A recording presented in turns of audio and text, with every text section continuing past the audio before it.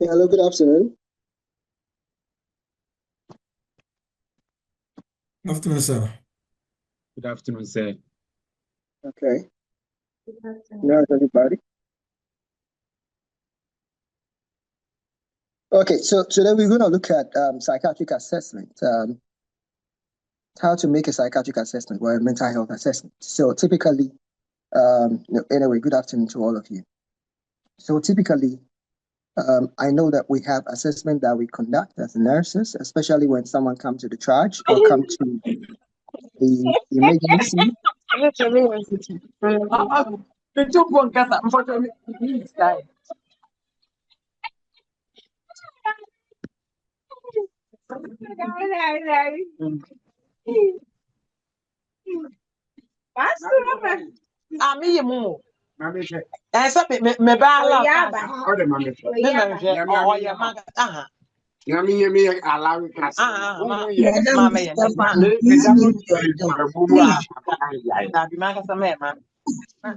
Don't you mute yourself? Mute yourself. Hey. What's your number? 0548. Stephanie, mute yourself. 21. 97. Madam Stephanie, mute yourself. You are in class.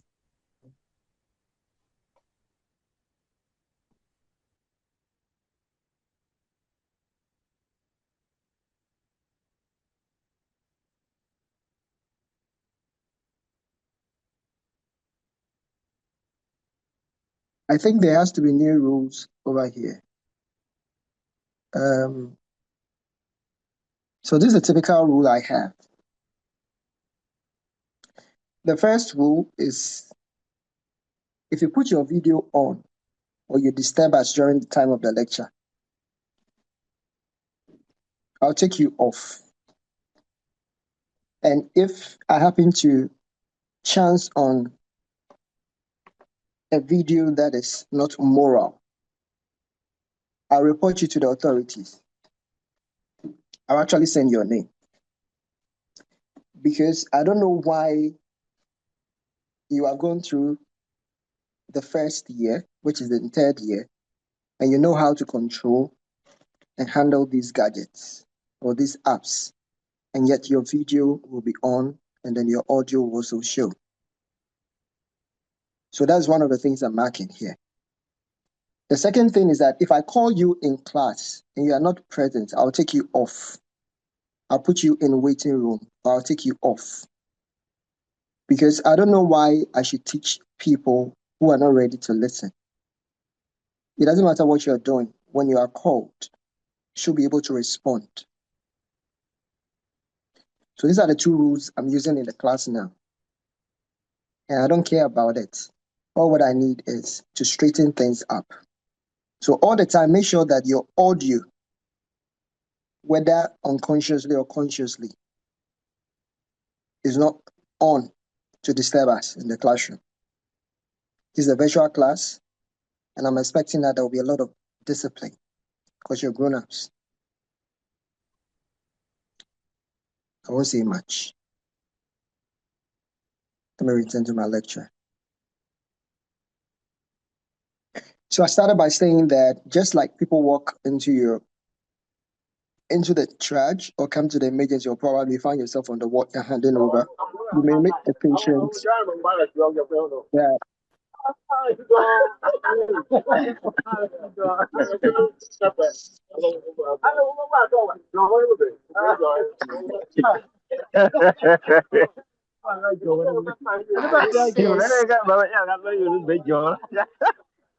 Please, the courses who are co-hosts, take them off. I won't go with you there, my boy.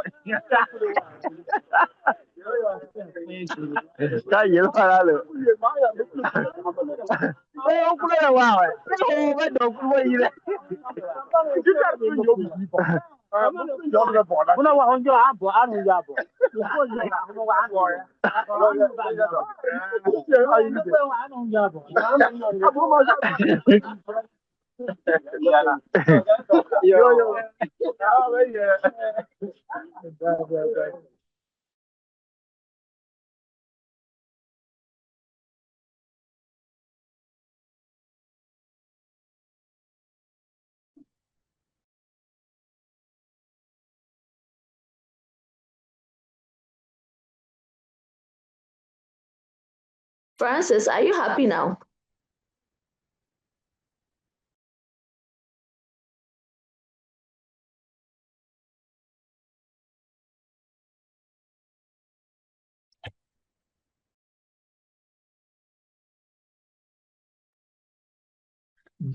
Bridget, off your camera. Why?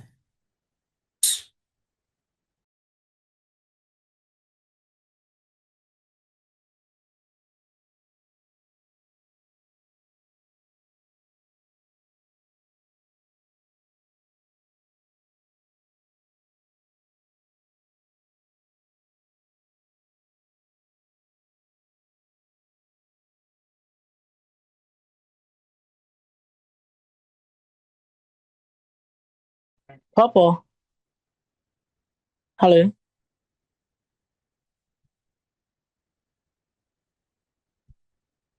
Paulina.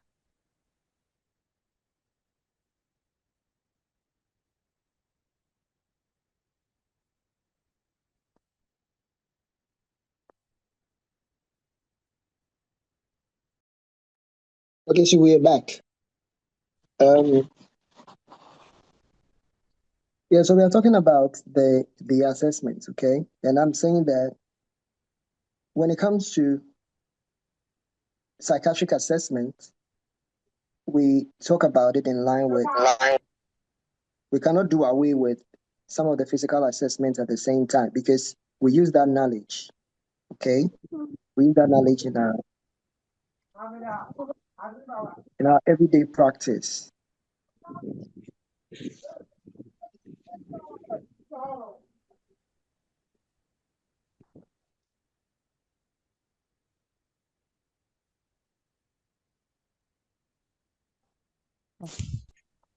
Okay, so we use that in our everyday practice. So today we are going to look at mental health and then probably psychiatric assessment. But first of all, let's look at the case.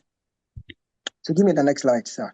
So we have a 58-year-old gentleman who was escorted to the emergency room by two law enforcement agencies. In other words, by a police officers, you know, and he was brought in as a result of being assaulted on the street. Now, when he arrived, he was fully conscious, and they noted that he was having incoherent speech, smell of alcohol, he was disorientated. And I said, how do you clinically assess this patient in terms of psychiatric assessment? Okay. So let's look at what clinical assessment is all about. So when we talk about typical clinical assessment, give me the next slide. When we talk about typical clinical assessment, we are looking at taking a comprehensive information, data from the patient. This particular data has to cover the physical, emotional, psychological, and cognitive aspects of the patient, including the behavior the patient demonstrates, right? And we do that systematically, which means that it has to follow a due process or course, okay, including the strengths and the weakness of the patient. So the goal of clinical assessment is to be able to get information, not just any information, but relevant and accurate information that is going to aid us in making the right clinical diagnosis. Also, it will help us to know what kind of treatment plan we should follow, right? So that is exactly what we intend to learn today.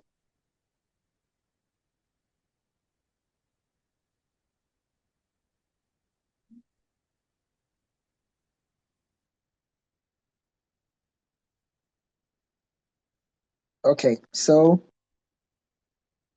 yeah, so that's a clinical assessment. Now let's go, please give me the next slide. So we are going to look at various domains of the clinical assessment. We're going to cover history taking, physical examination, mental status examination, diagnostic test, case formulation, and then nursing diagnosis. Right. Give me the next slide. So if you're supposed to take a data or history from a patient, starting with the history, we've got various domains of the history we need to look at. So you have the bio data, the biographical information you're supposed to pick from the patient. Biographical information comprises of, you have the age of the patient. Some people start with the name of the patient, but because of autonomy sake, because of confidentiality sake, we don't want to mention any patient. So I just want to start with the age of the patient. So we've got the age of the patient. Okay, we've got the place where the patient stays, the work, that is occupation, religion, which can cover, the sex, which can cover. Now, and also the one who is supporting the patient, okay? You can indicate that. And probably, yeah. So basically, with about the data, this is what you're going to take. When you talk about the age, when you're taking an information, it gives you a clue as to what to expect. If it's a child, then you know what you are trying to look at, because you know someone's childhood disorders and psychiatry already. Then again, you're looking at if it's a teenager, it's giving you a clue of something. Risky behaviors, anger, anxiety, okay? And then if it's within 17 and about, either substance abuse or talking about schizophrenia or something. If it's a middle-age crisis, then you're talking about sexual disorders, you're talking about alcohol problems, you're talking about depression. All those things are giving you much clues based on the age. If it's an old age, in terms of 65 years and above, then you know that you are dealing with a cognitive problem or age cognitive decline, or dealing with dementia or involuntary melancholia. All those things are giving you a clue. And also, by taking the data, it's giving you a clue as to how you can interact with the patient, right? A teenager has his own way of disclosing information. If it's an old person, the person's older than you, and you know for the aged, they had problems with hearing and all that, you know how you speak to them or communicate effectively to them. So having and knowing the kind of population you're dealing with gives you a clue, and all those things are going to come from your bio information, right? The second thing is to look at presenting complaints. Oftentimes, because the patient comes in with psychotic symptoms, most of the time it's somebody else. The accompanying person or their complaints will definitely give you a clue as to what he has seen or what he has witnessed. So you have someone telling you about what happened to the patient. That the fact that the patient is not able to sleep as a par with everybody, doesn't go to work, or when he's at work, is not able to fully concentrate, or all the time he has been crying, or he has problem with money and all that. So the informant is the first person who can give us enough information because he's observing from the external source.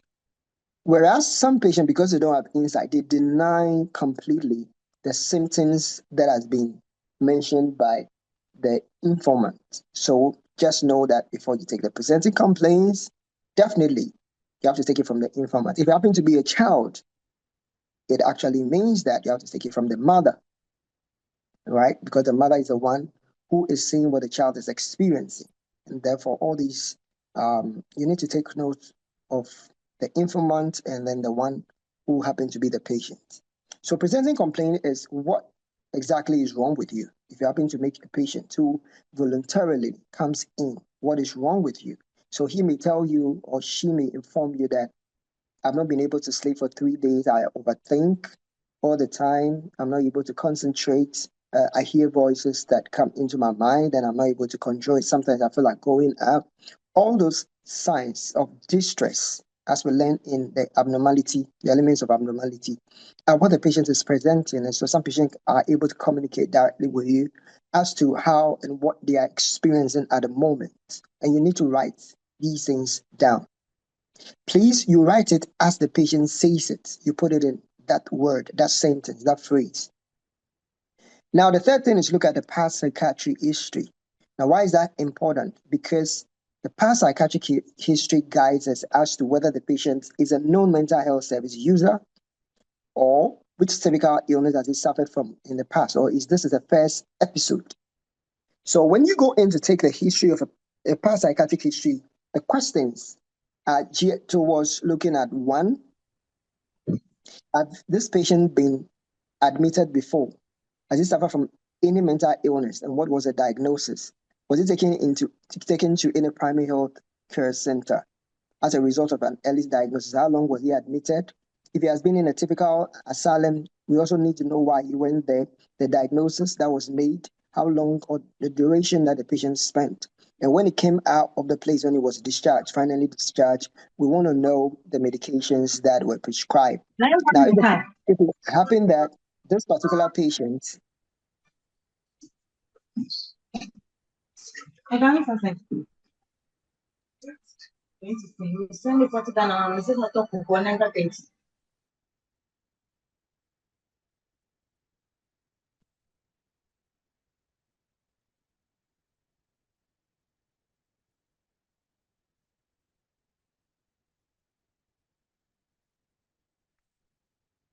let's go on. So you have all these things that you need to pick up. And then the medications, you need to identify the specific medications that the patient is taking. Now, in the case where the patient stopped taking it, you also need to record that. So the past psychiatric history is giving us just a clue of whether the person has been admitted or not, or whether they has suffered from any mental illness in the past, and then medication. So you actually document those things. Then it comes to medical history. Medical history, we're more concerned about chronic diseases. So you have from sickle cell, epilepsy, diabetes, hypertension, liver problems. That is, if the person has a renal failure, or you have a patient with cancer, okay, or having AIDS. All those clues of chronic illness gives us an understanding about how the patient has been struggling all this time to have a good health, or to attain an optimal health. So if the chronic illness has been compromised, it means that we cannot treat the patient alone. We have to treat it together with other interdisciplinary specialists. So you're looking at making sure that if the patient has AIDS, you don't just treat from the psychiatric perspective, but you also contact the family medicine specialist, internal medicine, or the neurologist, if it's possible, for the two of you to treat it together.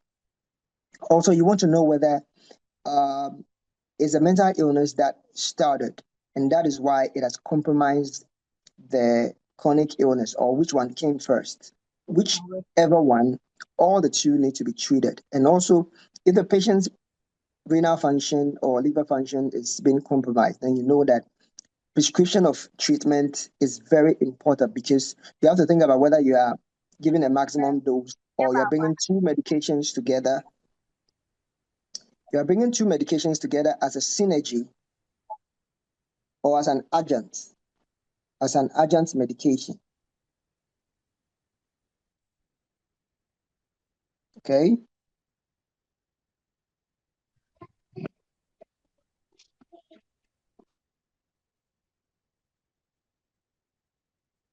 As an adjunct medication. So specifically, these are the things you're supposed to look out for when it comes to the medication, the medical history.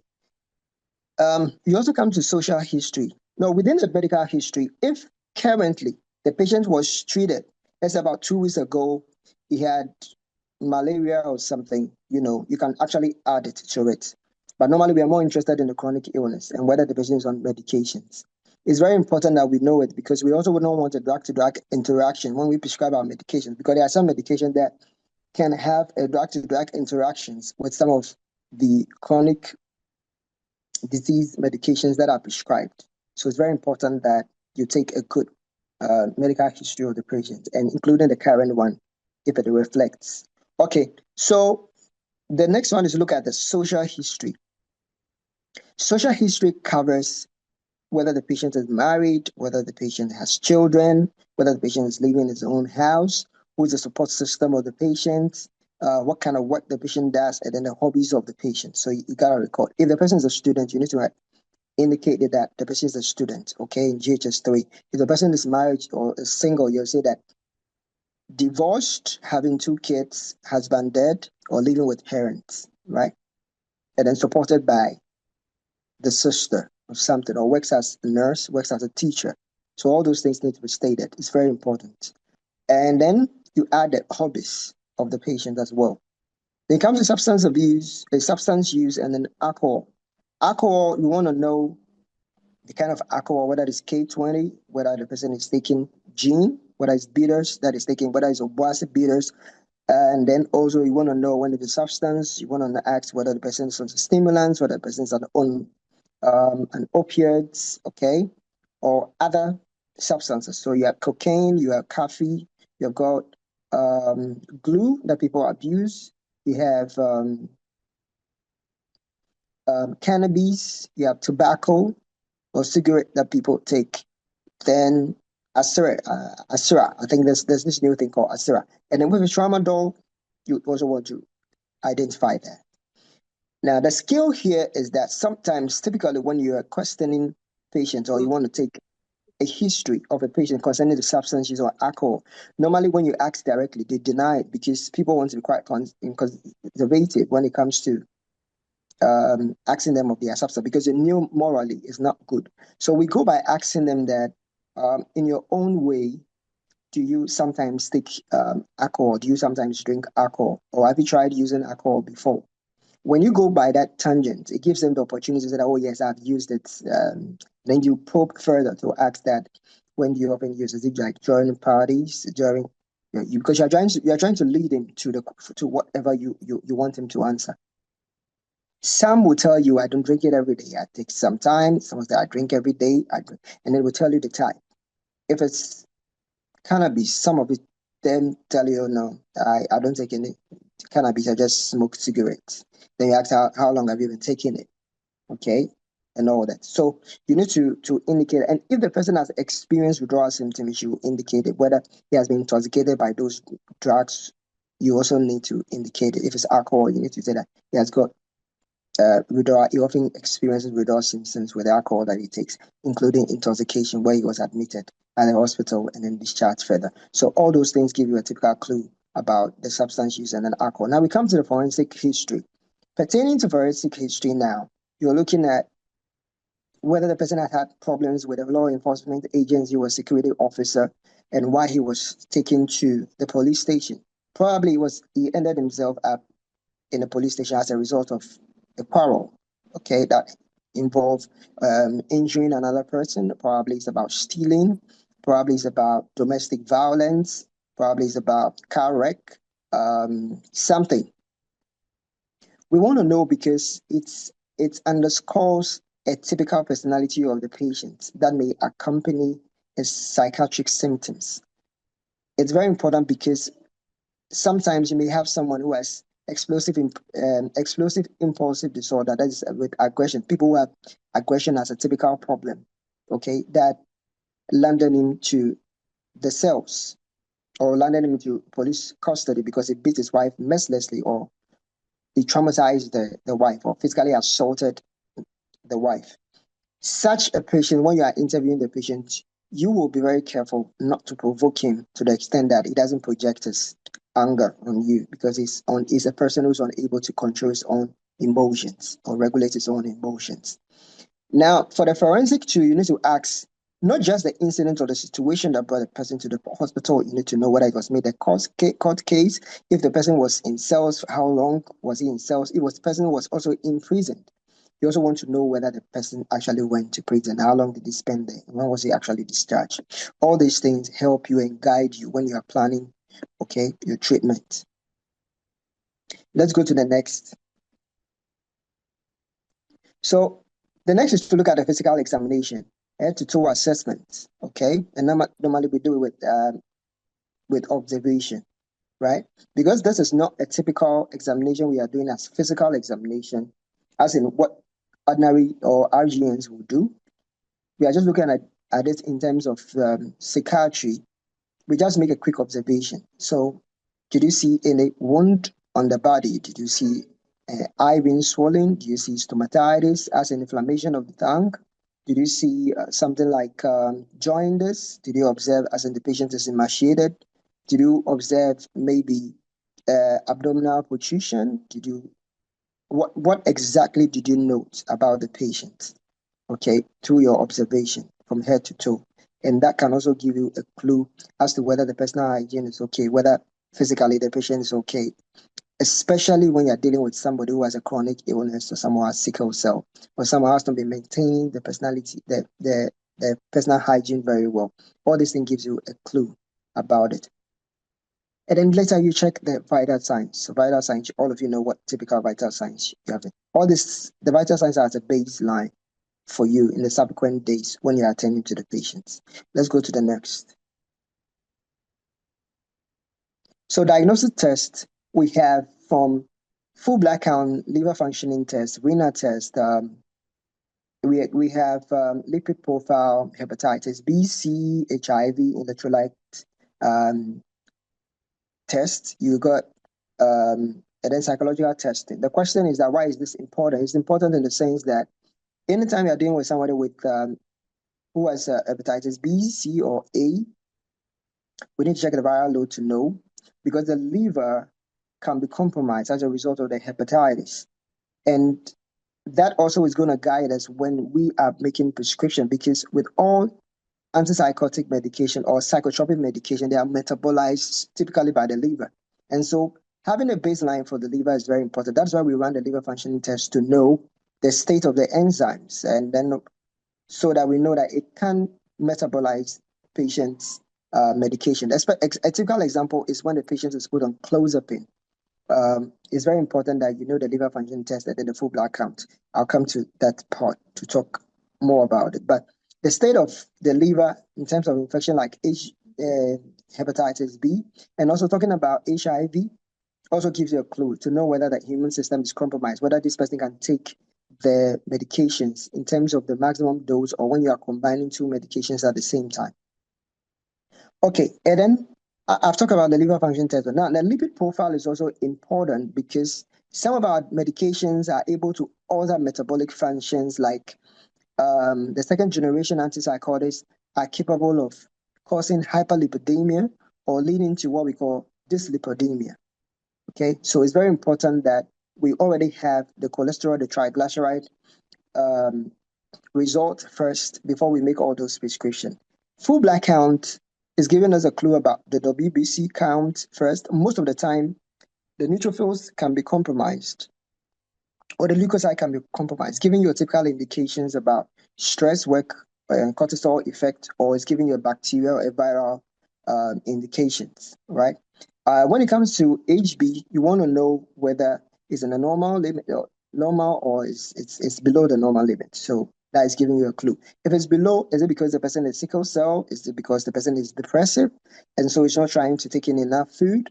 And what about if the person is a schizophrenic who doesn't get access to food at all, not just refusal, but he's not getting access to food? So all these are giving you a clue. And if it's an alcoholic, they don't really take in much food. So the tendency for them to run into anemia is typically high. It's also, if it's a substance, you may also have the platelets being compromised, okay? So all these are giving us a clue. Electrolytes are very important because there are two indications of electrolyte. They can either lead to delirium in a patient, or probably it can also lead to that of seizures. It can mimic seizures. So it's very important that you run those tests to know or to rule out whatever that is happening to the patient. Apart from all these blood diagnostic examinations that are conducted in the laboratory, we also come to psychological tests, and we have a lot of psychological tests that we can conduct. We normally use psychometric tests. And for these tests, typically, a typical example is the DAS. We can also use the PHQ-7. We can also use the Endenburg Depressive Inventory. If it's for couples, you can ask couple satisfaction index. If it's for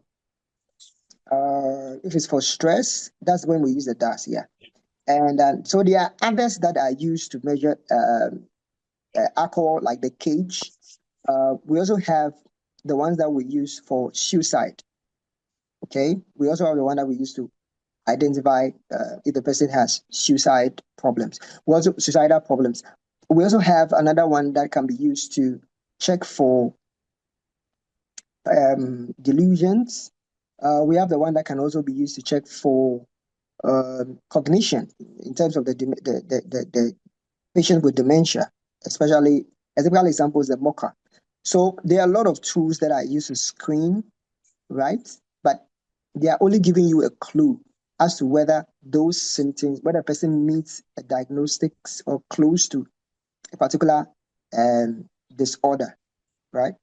So we run all these tests in order to know the physiological state of the patient, and also the mindset of the patient at the point in time. Okay, give me the next.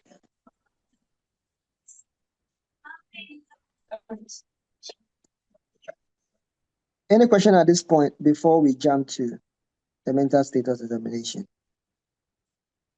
Yeah,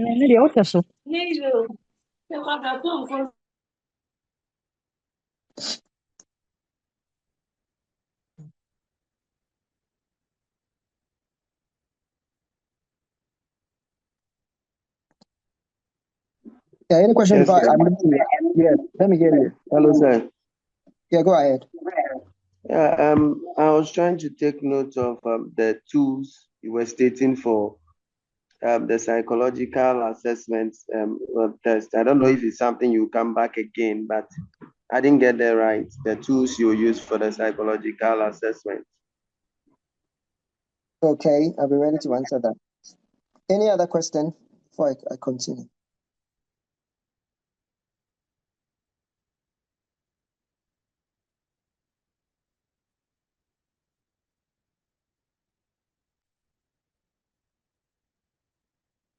Any other question in addition to or similar to what you just asked?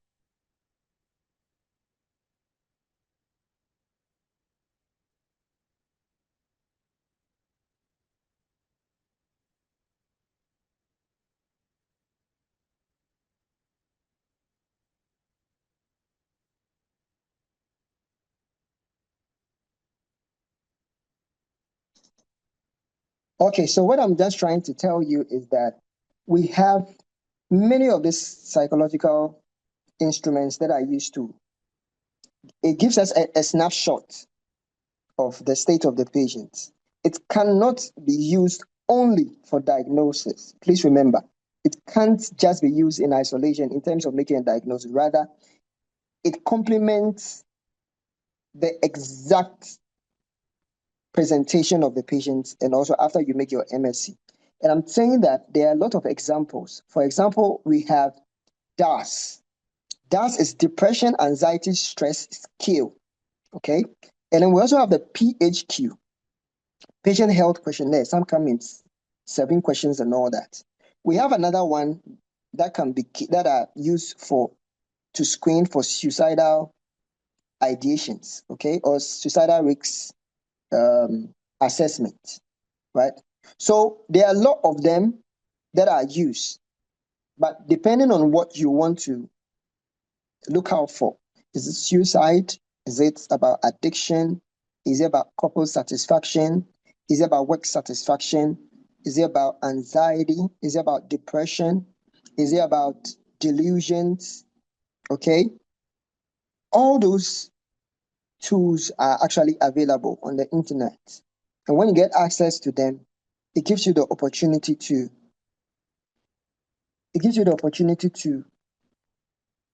screen the patient. Okay. So that is what I meant.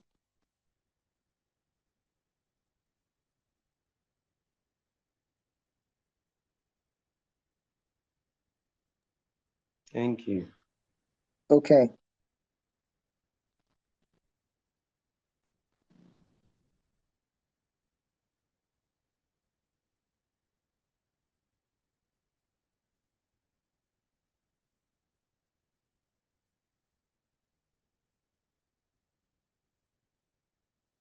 Okay, so now we are looking at mental status examination, and we're going to start with. So we are going to look at various domains and then explain each. You have appearance, attitudes, and behavior, speech, mood and affect. You have thought, perception, cognitive function, insight, and then the judgment of the patient. Now let's start typically with the typical example is appearance. What are we going to look out for? Let's start with Takrady. Anybody from Takrady? Appearance, what will you look out for?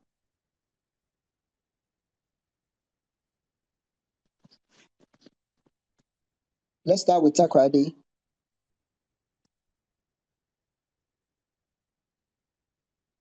Hello, sir. I'm listening to you.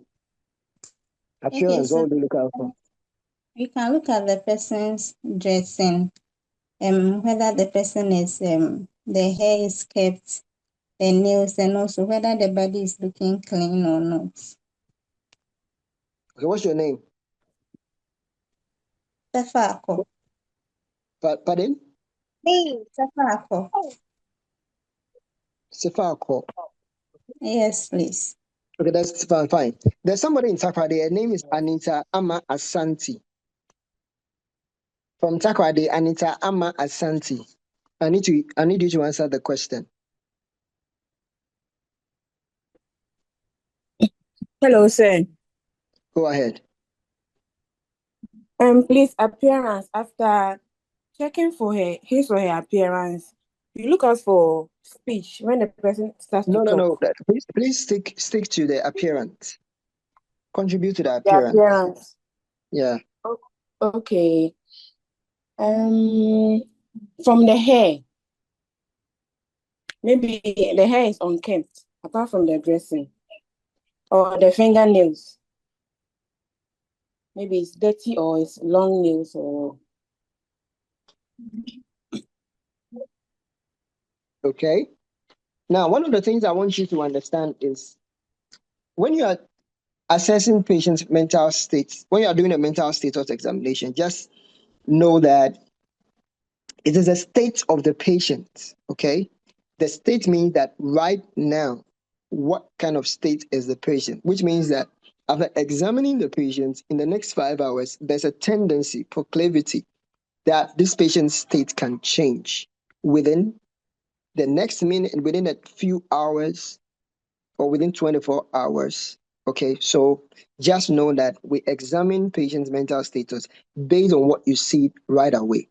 Now, in terms of appearance, it's not just about the clothes that the patient is wearing.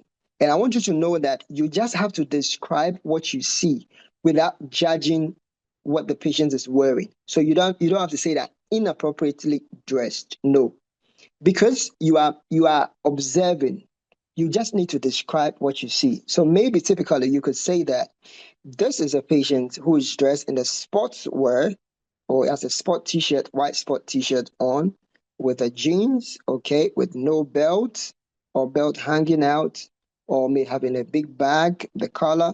If the person has accessorized, you just go ahead to say that has about 6 to 5 chains around his neck, okay. In appearance, do you add body odor, whether it's coming from the mouth or the body? You also look at the skin, just like your friends have made that comment. The skin, is it hygienic? Do you have, is it clean enough? So you have to say that skin is clean, or do you have to talk about the complexions? You talk about the facial expression because it's part of the appearance when the patient comes. And then also you just have to add, if it's a hair, is it rasta? Is it cornrow being done? Is the person having the wig on? What's the color? Does the person has a scarf as part of it? Okay, the person in the spectacles. Okay, what about the eyes? Is the person jaundiced? What about the weight? Do you think that objectively you can state that objectively patients are not weight, or subjectively it's coming from you that you think the patient has lost some weight? You also think about it in terms of the gait. As the person is walking and coming close to you, the gait needs to be recorded or, penned down. So all these are part of the appearance. Now, after the appearance, where's my Zoom? Okay. After the appearance, we come to, what's this one? We come to attitude and behavior. So let's look at attitude and behavior. We are still dealing with people in Takrady. Patience Williams and then Sandraya Inkum from Takrady. Let's talk about attitude and behavior. So what's the difference between attitude and behavior? What's the difference between attitude and behavior? Patience Williams, Sandraya Inkum. I'm waiting for you.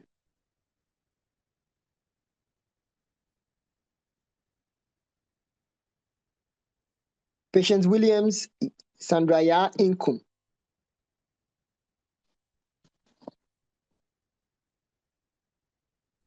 Hello, sir. I'm listening to you. Yeah. Sir, please, I'm Patience. Go ahead.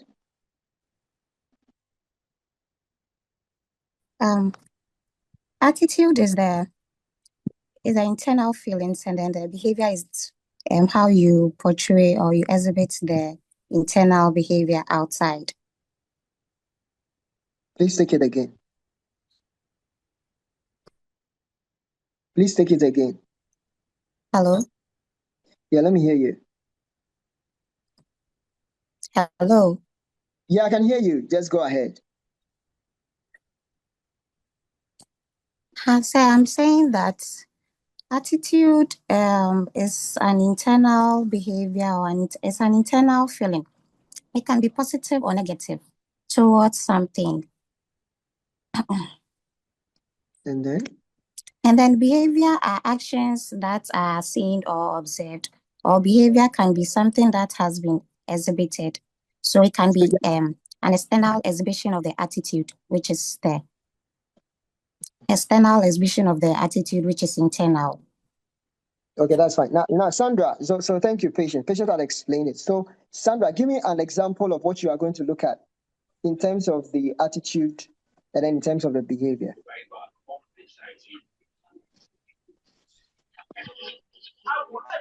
Good afternoon, sir. Good afternoon. Hello, good afternoon. Where are you? Where are you? So that I'm mindful of the noise. Where are you? I'm in the house. That's fine. So let's have that conversation. Now, your colleague, Patient, was able to give us a typical differences in terms of the definitions of attitude and that of behavior, right? And I want you to give me a typical example of an attitude that you are going to look out for in a patient who come before you, and then also that of the behavior. What are we going to look out for? Let's go.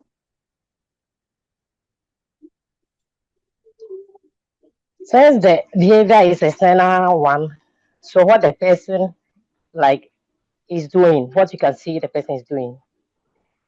And for the attitude, which is an internal one, I said, it's give me how an the person example. responds. No, don't invent the wheel. Give me a typical example.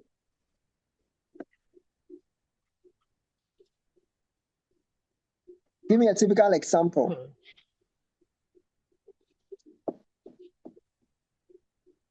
You don't need to think deeply. So,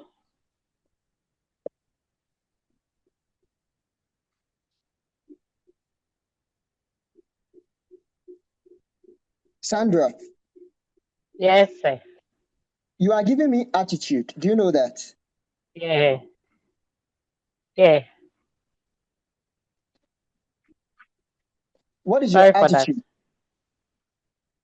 So go How ahead, give me I an feel about. example. Give me an example of an attitude.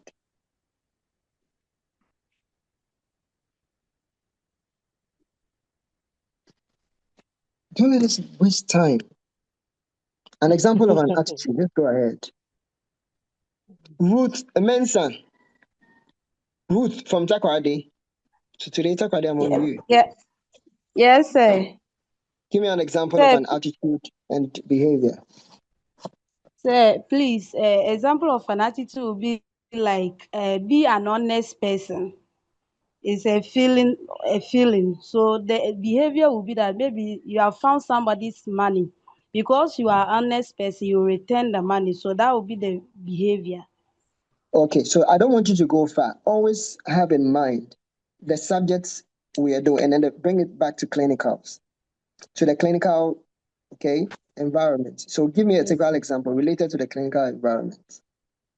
Like the patient, like accepting to be treated. When the patient, somebody who is mentally sick, when they bring the person to the hospital, the person will cooperate. So the cooperating will be the example of attitude. Then the behavior is maybe giving the patient medicine because the person is cooperative. The person will take the medicine. That's the behavior. Oh, that's quite beautiful. You just nailed it for me. So thank you very much. Thank you, sir. So when we ask questions, don't go back to reinvent the wheel. Don't go back to reinvent the wheel. some of these things is experiential learning. I don't actually need to teach you. It's already with you. There are things that you know already, but you make it sound as if this is the first time you are hearing these things, right? Pick things from what you already know. If it's wrong, I'm just going to correct you. Nobody is an epitome of knowledge, right? So yours is to just say what it is. If it is wrong, you'll just be corrected and then just move on, right? Okay, so attitude is what you, attitude is exactly what the behavior that you express when you encounter a person. Okay, so it's kind of behavior that you express when you encounter a person. So for example, the lady used an example like cooperative. Okay, so the cooperative over there is giving us the fact that a clue that that was a response of the patient as a result of the interaction he had with another person. So people can be friendly, which is their attitude. People can be hostile. People can be receptive. People can be cooperative simply because of how you interacted with them. And that becomes their attitude because they describe it from that point of view, right? So attitude can actually change. So for example, maybe this is the first time I spoke to somebody harshly on this platform, and the person will say that the lecturer is mean. Meanwhile, on the other platform, when I speak to the same people, someone will also defend me and say that he's not mean, he's more friendly. So that should give us a clue that it varies. So the attitude is a behavior that you exhibit as a result of your experience with somebody at a particular moment. Okay. Now, behavior then will be the external things you see. So it can be aggression, it can be excitement, it can be compulsive behavior, like somebody arranging something over and over again. It can be mannerism, the manner of the people, like something repetitive movement. Okay. Can be a waxy flexibility, can be ecoprasia, okay, can be negativism, or it can be just agitations. So behavior can come in these form for a typical patient who is having a mental health challenge. Okay, so that's fine. No, go back. We are not done. Okay, now let's come to speech.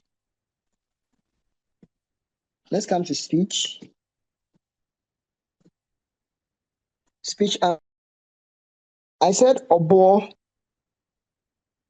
Charles from the north.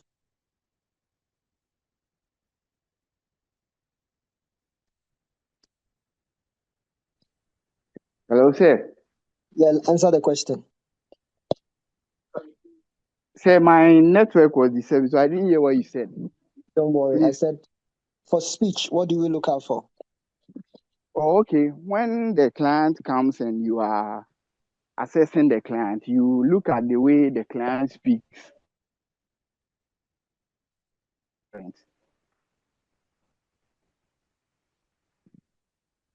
Charles, are you okay? Hello?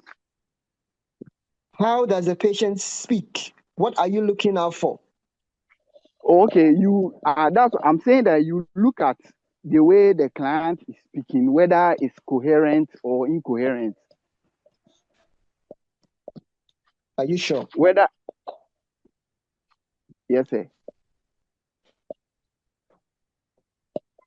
You are lying.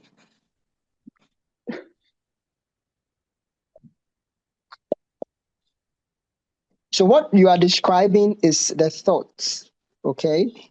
Because speech cannot just be assessed without the thoughts. But a typical speech, okay,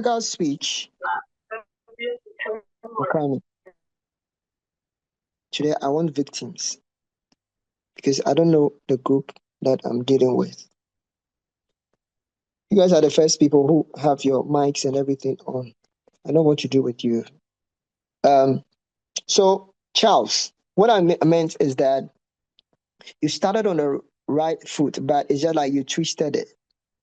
So typically, when you're looking for speech, you're looking at the volume, you're looking at the tone, you're looking at the frequency of the speech, right? So the volume, is it loud? Is it loud enough?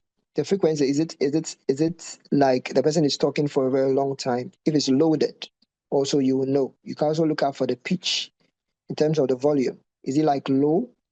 You also look at whether there is a presence of mutism. So that the person is talking less. Okay, so all these are typical things you look at for speech. However, because you speak based on your thoughts, okay, you connect it to the thoughts. So when we are explaining the thoughts of a patient, we are looking at the form of the thoughts. We can also look at the stream of thoughts and then the contents of the thoughts. Now, the form of the thought is that, is it a concrete thinking that the person is having? So, talking, does the person talk literally in the sense that he actually understands what he's speaking, right? That's the concrete thinking. And then also, if the thinking is about fantasy and has no regard for anyone and is more of self-centered, then that is an autistic kind of thinking. So in terms of the form of the thought, you are looking at whether it's a concrete thinking or it's an autistic thinking. Now, away from the form of the thought, we come to the stream of thinking, and there can be a lot of disorders over there. That is where you got tangentiality. That is where we have got circumstantiality. That's where we have the ideas of reference, the flight of ideas. Sorry. Yeah, we have got the flight of ideas. We've got the ideas of reference. We've got the looseness of association. We've got the clang association. We've got the pressure of speech. We've got the poverty of speech. We have got preservation, we have got palilalia, we have got echolalia, we have got irrelevant answers, and neologism. These are part of the streams of thinking, okay, as part of the thought assessment. Then you can also look at the content of the thoughts. The content of the thought, you have delusions of all forms. Now, we know that delusion is a false fixed belief, okay, not actually consistent with education, culture. It doesn't make anything logical. So you want to know the kind of delusion the person is expressing, because delusion is coming from the thoughts. It's a fixed thoughts.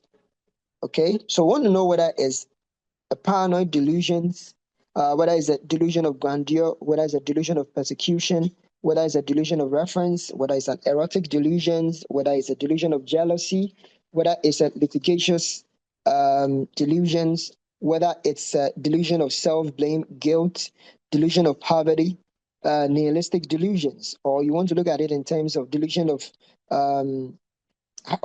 hypochondriacal type. Okay, so or delusions of infidelity. All these things are part of the thoughts, that the content that you look out for. So when people are speaking to you, you listen to the content. Okay, not only the stream and in the form. Look at the content. Also, in the content, you have to look out for whether you have suicidal ideations, whether you have a preoccupation of your thoughts about something, and also if they are obsessive thoughts, okay, within the content. So these are some of the things you look out for in terms of the thoughts. Now let's run to perception. Perception oftentimes is attributed to the senses, right?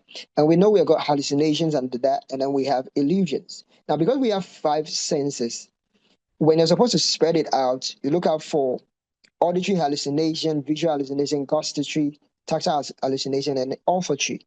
Now, when it comes to the auditory hallucination, we know that it's the voices the patients hear, but your questioning or your line of questions need to look typically like this. You are looking out for whether the thoughts are coming from the patient, whether he's hearing his own thoughts, whether the thoughts he's hearing is from people or is a person. And if it's a person, is not normally found in delusion. It's normally found in depression. If a self is still found in depression. But if the person mentioned they, then you're talking about schizophrenia. Now, do these voices give command? Okay, what we call the persistivity phenomenon. Do they give command to the patient that the patient should carry out an activity or to do something? So whether the voices are commanding, whether the voices are accusing, Okay, we need to know that whether the patient is also familiar with these voices. You need to document down or jot down all these things. So you start from who is talking to you. Are you the person familiar? What is the person saying? Right? Okay. So basically, these are what you look at for auditory. It comes to visual. Visual is talking about what is not present, but the patient actually sees it. So you'll be asking questions about what kind of image do you see? Is it an animal? Is it something that you have seen before? Is it somebody that you know? And who is this person? Normally, people describe things like things that are of terror. So you say, I see a ghost. I see an animal coming over. I see, dead people. Then you have to know that it's related to the fear or the anxiety the person has. Um, If it's something else, like he sees his grandmother dying, his grandmother who is dead for a long time, or the mother or a child she loves, it's still related to some form of depression because it tells you about how the person is more connected to the deceased person. Okay. Sometimes people will also describe typical things that doesn't make sense. They have not even seen it in their life before, but they keep describing it and you are unable to even follow through. But all these things need to be documented without judging. So it's like making a description exactly like word to word from what the patient tells you. So apart from auditory and visual, we come to gustatory. Gustatory is talking about taste, okay? Absence of taste in the mouth. So the person is experiencing a kind of taste, but there's no presence of stimulus or stimuli. So you have salty taste, metallic taste, sour taste, and the rest. All if it's metallic taste, you'll find it in people who have complex partial seizures.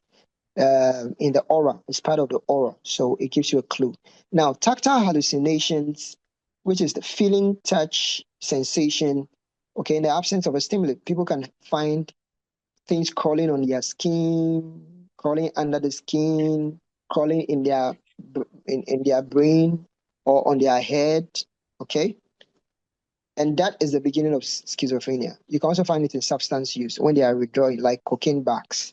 Okay, there's a lot of tactile around that area, tactile hallucinations around that area. Now we also come to the olfactory, where it's about smell.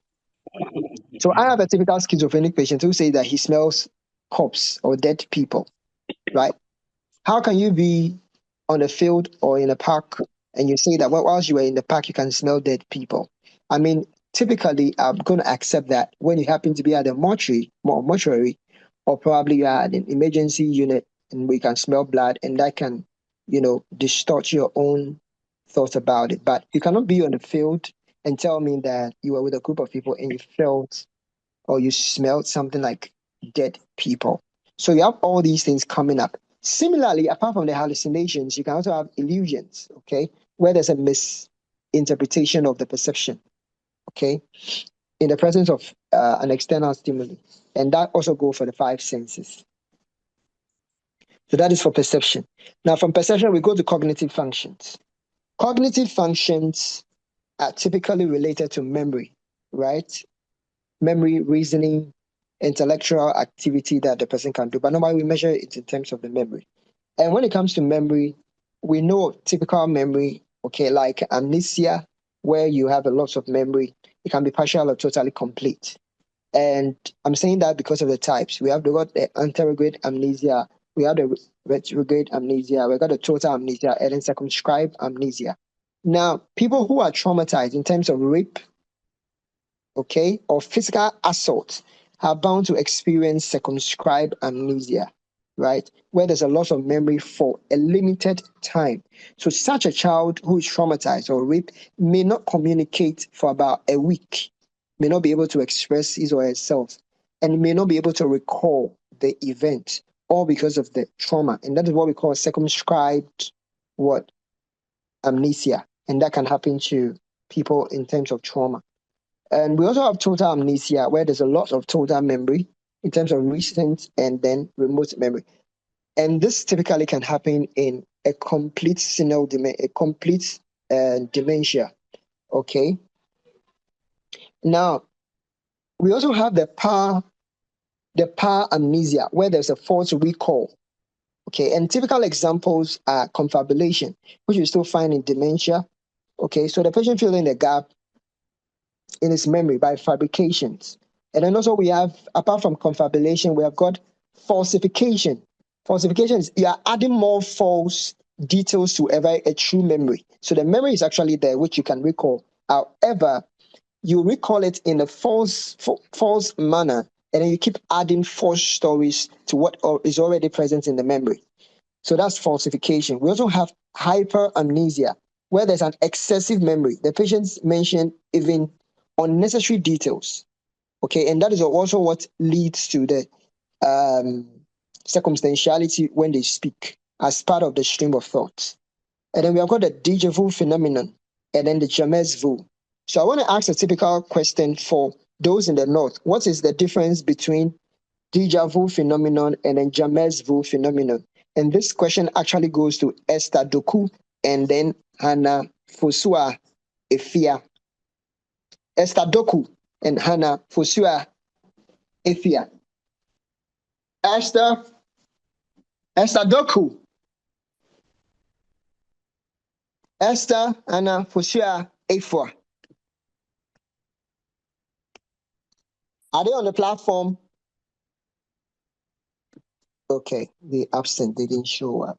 Okay. Joyce Apia Kubi. Joyce Apia Kubi and Rebecca Nyami. Rebecca Nyami.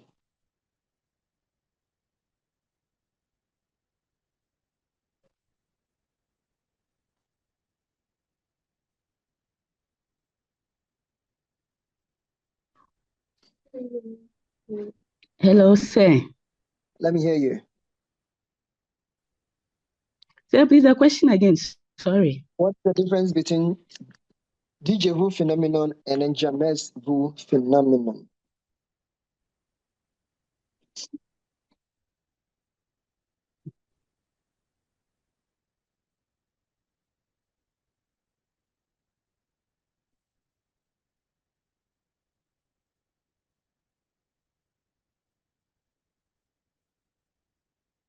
You keep it long.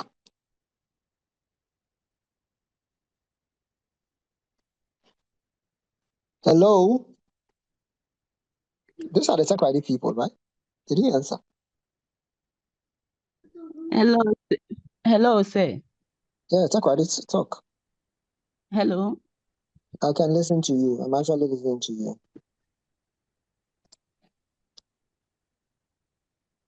Okay. So your name is speaking. I'm Joyce. Yeah, Joyce, I know. Are you Joyce Apia Kubi? Yes, sir. You are now speaking after putting your name down. You talk. So I responded though, but I couldn't hear me. I responded for the first time. Go ahead. The Dijon phenomenon is the feeling like you have experienced certain situation before. So hello. So an example. You're talking to your child. Sorry, he was just coming to me, that's why. Okay, you go ahead. Hello. Example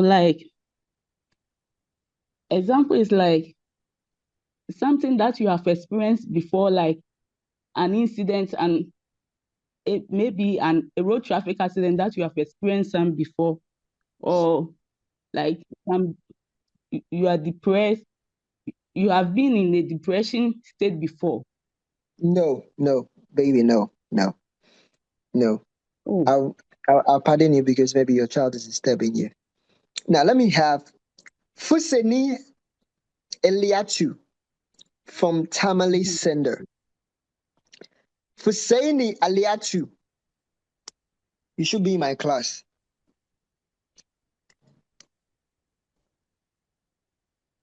Fuseni Eliatu. Joyce, that's fine. And then Felicia Bill. Felicia Bio. Felicia Bio and Fusenu Aliatu. You're making this class interesting. I like that. Clement Akuka. Clement Akuka or Akuka. Clement Akuka.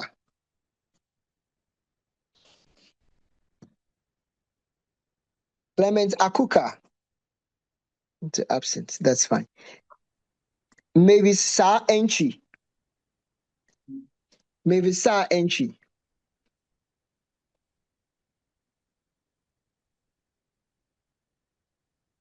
Maybe Sa Enchi. Absent. Adama Adam Yakubu. Adama Adam Yakubu. Good afternoon, sir. Don't joke with me. Good Adama. afternoon, sir. No, don't talk again, please. Yes, please. I said don't talk again because the time I call you. Adama Adam Yakubu. Yakubu, let me hear you. Okay, sir. I didn't say you will talk. I said, listen, who are you? Please, I'm Adama. Oh, so you are Adama. Okay. Yes, I think I mistook it for anyway. So go ahead. Okay. Please, the deja vu is a feeling of being familiar with something. Maybe you have been in a place before, which in the actual memory you haven't been there before, but you feel like maybe you have met such person before in your life.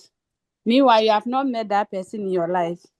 Okay, so Adama, thank you for answering. But one of the things you need to bear in mind is that it's not just about meeting people, it's about how events evolve in your mind.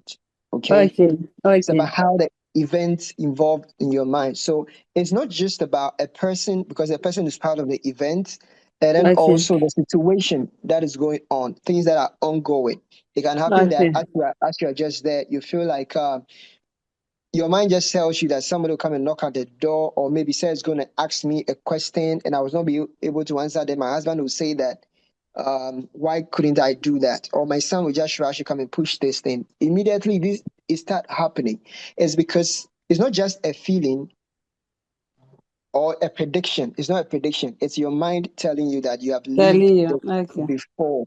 Okay. Now the question is that why is that the deja vu phenomenon happens? One of the things you need to understand that it can happen as a pathology. That is to say that people who have complex partial seizure can experience deja vu phenomenon after the seizures. Okay, it can happen. Okay, sir. Now, Adama, you can go off. Okay. So apart from that, deja vu phenomenon can also happen as a result of what we have imagined for a very long time. So it's a combination of our wish, our desires, our fears, okay, that has been put together and within the same setting. Remember, we live in the same world every time. We find ourselves in the same place every time. And sometimes we can project ourselves to different places. For example, you may be in the north, but you may have watched, pictures in Accra. And so you have that strong desire that what if I'm at this place? What if I go to Accra and do all those things? You might have put it into memory some time ago, or had wished that a particular wedding that took place will be your wedding, right? Because you watch it on TikTok or you watch it on YouTube. All these things try to rearrange themselves in your mind. So at a point in time, a similar picture plays in your mind, and you can actually predict. The brain goes on. That shows how powerful brains are. Now, spiritually, people say that God is talking to us or God is showing us something, but we are not here to talk about typical spiritual kind of a thing. Now, the James Vu phenomenon rather means that things that you are rather familiar with looks more like it's actually new. So, for example, in your own uncle's house that you have been several times, there's a time that you go there that it looks like you have never been there before. You may lose memory as to where you can find a particular key, where you can pick a box that you already know you have always been going to the place, right? So the whole place will look new to you, even though part of you says that, I've been here. So why is it that it looks more like I've not been here before, right? So that's the Jamis-Vu phenomenon, and it can happen. Also, so apart from the cognitive falsifications in the brain, and then also memory loss and all that, we also have insight. When it comes to insight, insights talk about three things. So a typical insight, when we say a patient has a good insight, or a partial insight, or a poor insight, it means these three things. First of all, the patient must accept that he has a mental illness or he has a mental health condition. He must be aware. Secondly, he should accept that he has this particular disease. So something like, I'm telling you that you have a mental illness. If a patient says, it means he's not aware of that. Now, it's not just about you telling the patient that he has it. He has to accept that, yes, I'm suffering from depression. The third thing is that he needs to accept that he needs treatment. And then the fourth thing is that he should be willing to follow the treatment regimen. That is what gives you a clue to say that this patient has an insight. So a typical person is, if the person doesn't have any psychotic disorder or any mental health challenge, and it comes to you, like you going to the doctor because you have a GIT disorder, like you're running diarrhea or you have gastritis, you just go, the patient tells you, doctor tells you that I think you have got gastritis. You said, okay, that's fine. I think maybe because I took this and I ate this, that's why I have this problem. And then they prescribe medication for you. And you're like, okay, fine, I'm willing to take the medication. And then you follow the medication regimen. For about 7 days, you took the medication, you're done. You're now coming back for checkup. That is a person who has an insight, okay? So if the person doesn't have an insight, you're going to see denial of the diagnosis first and not accepting it. Secondly, denying the fact that he requires treatment. So some people can say that, yes, I know I have depression, but I'm not willing to take the medication and also to follow the regimen. That should tell the person has a partial insight about it. Okay, so that's how we test for partial insight, right? Okay. Then we go to judgment. Judgment, what are we looking out for? So for judgment, we're going straight back to Tamale again. We are going to point out Linda Echan Boaduma. Linda Echan Boaduma. Linda Echan Boaduma. How do we examine the judgment of a patient? Linda Echan Boaduma.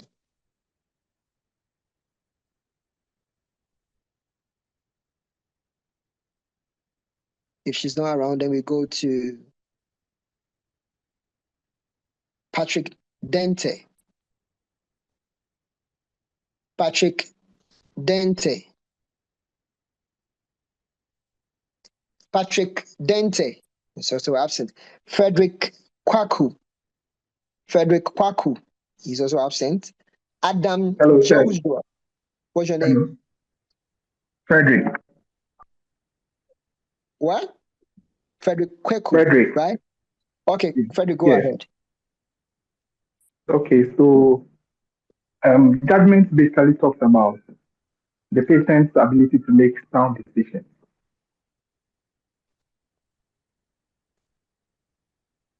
What do you mean? When you say sound, what does it mean as sound decision? Okay, so what an word can you example use? Good. Go ahead. I like to hear example. So let's say if a patient plans to drive, and you as a nurse, you know that the patient is busy, he cannot drive. So after giving your health education, if patients still go ahead and drive, then that means that the patient has not made a sound judgment on whatever you told him or her. Okay, so good try. Good try, Frederick. I really appreciate it, but I want somebody else to complement what you have said. So we'll jump to Obri Oran Gregory. Thank you, sir. Obri Oran Gregory. Gregory, let me hear you.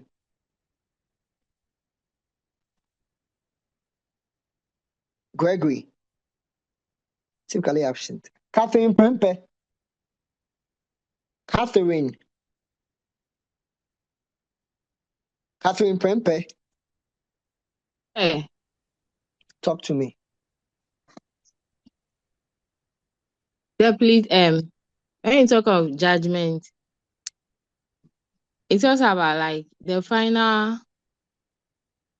conclusion. Example, Girl, like you're a not. final conclusion. Girl, we are not in a law court. Okay, we ain't passing judgment on anyone. We are looking at the judgment from the perspective of the patient. Okay. Okay. Good. So let's go into that.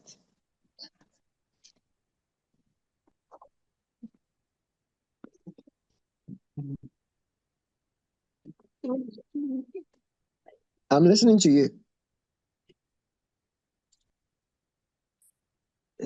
So please, after you looking at the behavior of the patient, whether the patient is Whether the patient is. what you are observing is truly if whether the patient is mentally ill or mentally stable or not. By doing what?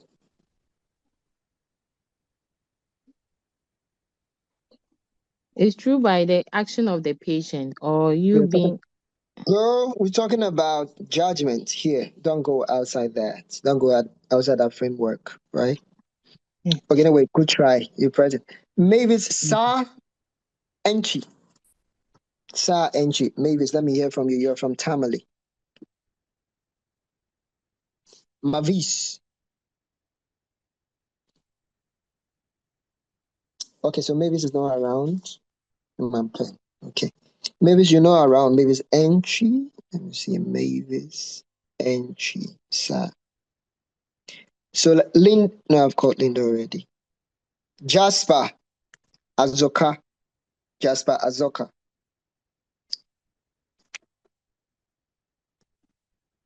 Jasper Azoka.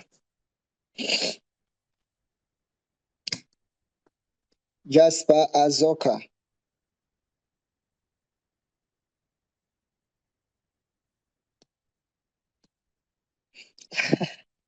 Who is called Magdalene? Magdalene. Magdalene. Yeah, what did you write? Sir, please, I didn't get you. So there's someone called Magdalene Gobzo. Sir, I'm the one talking. Very good. So you said you made a statement. You said judgment is the ability to make sensible decision, isn't it? Yes, please. How would you know that the patient is making a sensible decision? And what is sensible? Sensible, the moment you use the word sensible, it's subjective. So most of the time, if you want to describe something, you use the word reasonable, appropriate decisions. Okay? Okay, thank you. Yeah, so it's just the wording. Now, you need to give a typical example. Normally, when we ask questions, always use typical examples to describe. Don't always feed on the definition because definitions are easy to define. However, the explanation using a typical example is what makes you different and also connotes that you actually understand the definition. So for anyone who that you are making a judgment on, you want to give a typical example by saying that sometimes we can ask the patient that what happens if I leave you with this group of people and every place is locked up, right? What are you supposed to do or what do you think you can do? So we normally give a case, trying to figure out how the patient approaches the case. And based on that, we can conclude on the judgment of the patient in terms of how he organizes his thoughts, in terms of whether there is a value, whether there is morality, whether there is an incoherent character. So we put all these two together in the content of answering, in an attempt of answering the case that has been put before the patient. Based on that, you can know whether this person is having or can make an appropriate decision or not. Sometimes is a question you can ask the patient in the sense that he wants to do something. And then you can create the typical example and say that if you find yourself in this particular state, what do you think we can do? or do you think it's possible? You should give his reasons. Based on that, you can give, you can know whether his judgment is right or his judgment is poor. Okay, so that is it. Let's go to a case formulation. So in order for us to formulate a case, is the last thing. Normally, a case formulation is done by senior specialist prescribers. So, sorry, sir, I have a question. Go ahead. Okay, on judgment, I want to find out, you're doing mental status examination and you want to assess for judgment. You pose a question like, how did we get here? To Very the good. patient. Mm-hmm. Then the patient was like, I used a bus to get here. I use what? Regard, a bus. Okay. In that regard, can we say that the patient has a good judgment? No, so in the same question, you ask him that, is it possible, right? Is it possible to, let me use a place where the transportation, like before you get to the clinic, you have to go through a bad road. So you ask the patient, is it okay for somebody to, or what is his thoughts about carrying his briefcase on top of him and then also bringing in with a bicycle, right? Or bringing in with something that you know is impossible. You can just give a ticker like, is it possible for him to sit on a donkey to bring to the hospital? Is it typical of him to sit on a cow to bring him to the hospital? So you just have to create a scenario that actually looks quite difficult. But what you have cited is more of trying to remember. So there's no, it's more of memory than creating something that will make him think of using the appropriate. Pardon? Sorry, I'm getting the feedback. Can you hear me? Yes, I can hear you now. Oh, so when I what I meant was you were doing the MSc. Yeah. Oh. I'm saying that when it comes to the judgment, the typical example you just stated has got something to do with remembering, rather, a recall instead of a judgment. Because in a judgment, you have to create a scenario in such a way that he is torn between saying yes or whether the answers are more appropriate. Okay, so you can tell him that, what does he think about people who use donkey to travel from this end and bring them to the hospital? And that is where he has to answer. I mean, what does he think about it? So based on what he thinks about, you'll be able to tell whether he's making the appropriate answers or not. Anyway, I've got some few minutes. Let me just go through the case formulation. So with the case formulation is to develop a clear and concise explanation for the individuals presenting the problems. Normally, after taking the history, okay, you put the presenting complaints together, the specific history problems you identified. So maybe the person tells you that, and the medical history tells you that he's a sickle cell or he has HIV. Forensic, it tells you he has been in prison before. If the person has not been in prison before, you don't need to bring it in your case formulation because you don't need it. Okay, so you draw only on things that were more positive for you, as in the positive information that can help you with your diagnosis, not the ones that were not present. The ones which are present is what you take, including the MSc. The ones that are present is what you will take. So you put all those scenario together or all those information together. Then, so it's like you skim through the comprehensive information you have and select the one that is going to lead you to a particular diagnosis.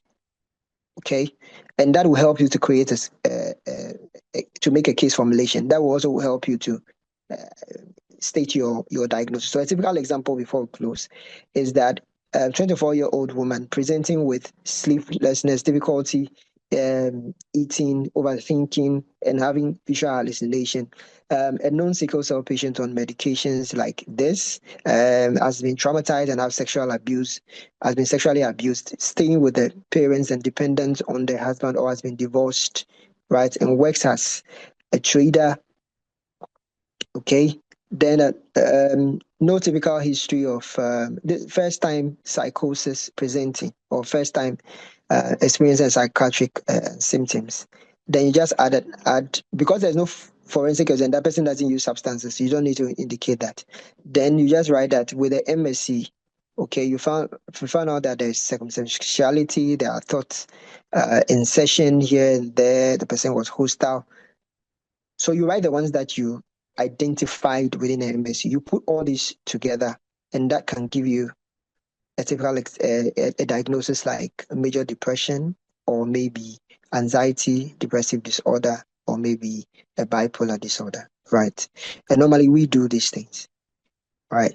Now, the last one is nursing diagnosis. Please, the nursing diagnosis focus on 1, the emotions of the patient, 2, the behavior of the patient, 3, the thinking of the patient, 4, family. Oh, okay. So anytime you want to make a typical nursing diagnosis, pick it from the emotions being expressed, take it from the thoughts of the patient, or the thought or the thinking pattern. And then also you can take it from how he relates to his family, whether there's a support or not. Okay, so typically this is what we have talked about from history taking up to the nursing diagnosis. Thank you very much for showing up, and I'll meet you next week. Thank you, sir. Bye. Thank you, sir. I have a question. Thank you.